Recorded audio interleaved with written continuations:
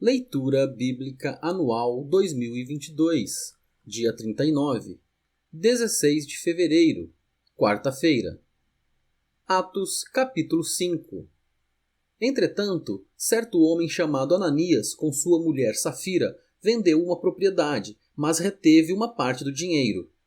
E Safira estava ciente disso. Levando o restante, depositou aos pés dos apóstolos. Então Pedro disse: Ananias, por que você permitiu que Satanás enchesse o seu coração para que você mentisse ao Espírito Santo, retendo parte do valor do campo? Não é verdade que, conservando a propriedade, seria sua? E depois de vendida, o dinheiro não estaria em seu poder? Por que você decidiu fazer uma coisa dessas? Você não mentiu para os homens, mas para Deus. Ouvindo estas palavras, Ananias caiu morto. E sobreveio grande temor a todos que souberam do que tinha acontecido. Levantando-se os moços, cobriram o corpo de Ananias e, levando-o para fora, o sepultaram. Quase 3 horas depois, entrou a mulher de Ananias, sem saber o que tinha acontecido. Então Pedro, dirigindo-se a ela, perguntou: Diga-me, foi por este valor que vocês venderam aquela terra? Ela respondeu: Sim, foi por esse valor. Então Pedro disse: Por que vocês tentaram em acordo para tentar o Espírito do Senhor? Eis aí à porta os pés dos que sepultaram o seu marido e levarão você também. No mesmo instante, ela caiu aos pés de Pedro e morreu. Entrando os moços, viram que ela estava morta e, levando-a, sepultaram-na ao lado do marido.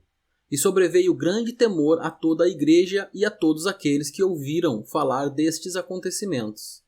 Muitos sinais e prodígios eram feitos entre o povo pelas mãos dos apóstolos, e todos costumavam se reunir de comum acordo no pórtico de Salomão.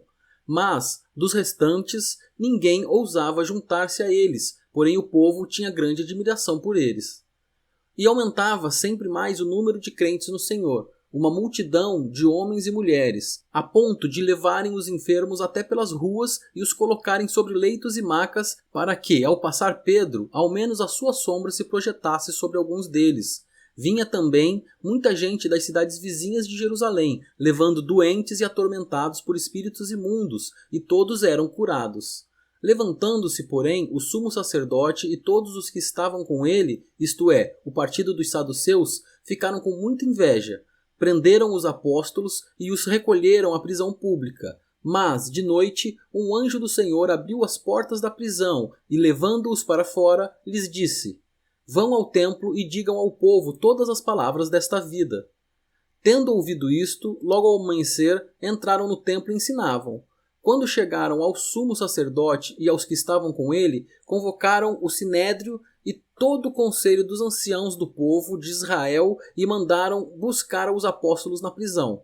Mas, quando os guardas chegaram lá, não os encontraram no cárcere, e voltando, relataram dizendo: Encontramos a prisão fechada com toda a segurança e as sentinelas nos seus postos junto às portas, mas, abrindo as portas, não encontramos ninguém dentro. Quando o capitão do templo e os principais sacerdotes ouviram estas informações, ficaram perplexos a respeito deles e do que viria a ser isto.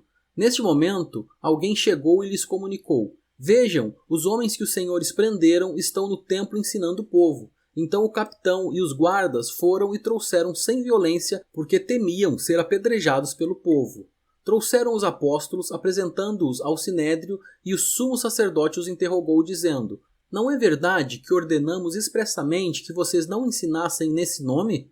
No entanto, vocês encheram Jerusalém com a doutrina de vocês e ainda querem lançar sobre nós o sangue desse homem. Então Pedro e os demais apóstolos afirmaram: É mais importante obedecer a Deus do que aos homens. O Deus de nossos pais ressuscitou Jesus, a quem vocês mataram, pendurando-o no madeiro. Deus, porém, com a sua mão direita, o exaltou a príncipe e salvador a fim de conceder a Israel o arrependimento e a remissão de pecados. E nós somos testemunhas destes fatos, nós e o Espírito Santo, que Deus deu aos que lhe obedecem. Eles, porém, ouvindo isso, se enfureceram e queriam matá-los. Mas, levantando-se no sinédrio um fariseu chamado Gamaliel, mestre da lei, respeitado por todo o povo, mandou que os apóstolos fossem levados para fora por um momento.